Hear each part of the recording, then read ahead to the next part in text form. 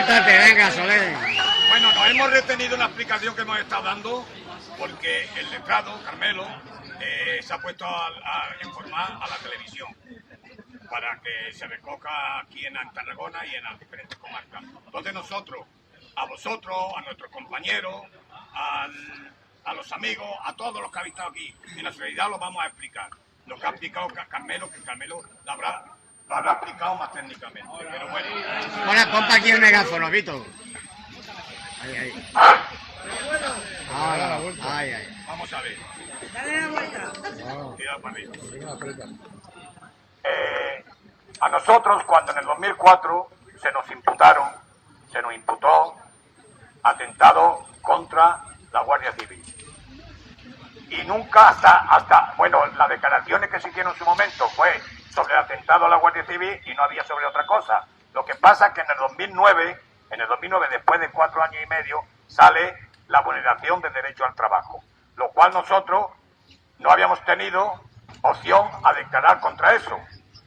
Y después del 2009, cuando sale, tampoco nos dan opción a poder defendernos ante eso. Como no nos dan opción, ha llegado el momento de que eso estaba prescrito.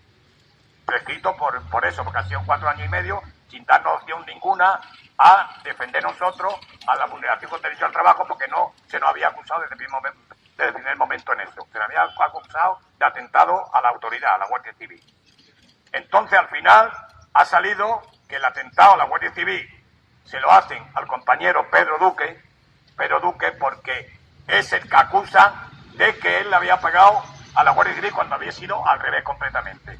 Y como había sido al revés completamente, el Ministerio Fiscal ha estado de acuerdo junto con él de que en vez de ser un atentado, que sea resistencia a la Guardia Civil. Y la resistencia a la Guardia Civil viene si nos cogen a alguien, nos piden el carnet, nos piden cualquier cosa, o nos cogen y nos resistimos y forcejamos así. Entonces ha sido acusación de resistencia, no de atentado a la Guardia Civil, con una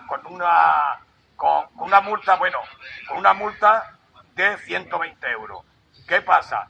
Que la multa podía haber habido cárcel o podía haber habido multa, pero con la nueva ley del 2015, con los años transcurridos, con la contradicción que había en las declaraciones, por eso la han hecho con la nueva ley y han acordado 2 meses de indemnización de dinero a 2 euros diarios.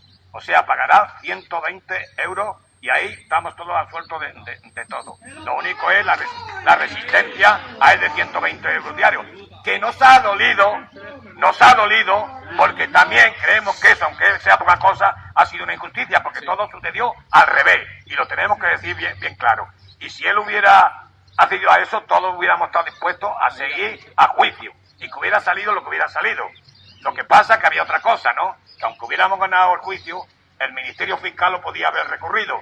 ¿Qué pasaría con esto de recurrirlo? Hubiera pasado que hubiéramos tenido que ir otra nueva vez a la audiencia a declarar, y de la audiencia al Tribunal Supremo. O sea, cuando hubiéramos tirado 2 años o 3 años más con esta dinámica y con todo esto. Entonces, como así hemos sido absueltos por lo principal, que lo principal era la vulneración con derecho al trabajo, que es donde estaba la condena de los 3 años y 2 meses de cárcel, y ya eran 4 años por el atentado a la autoridad, que se ha convertido en resistencia. Bueno, hemos creído que ha sido una victoria tanto del abogado, que nos ha defendido bastante bien, tanto de la autoridad de todos vosotros, que no sucede aquí con nosotros. La ciudad, la CGT la lleva en el GEME, porque vamos a todos sitios que nos necesitan, ahí estamos a defender a los compañeros. Entonces, muchas gracias a todos y adelante. Y lo digo, ¡viva la lucha de la clase obrera! ¡Viva!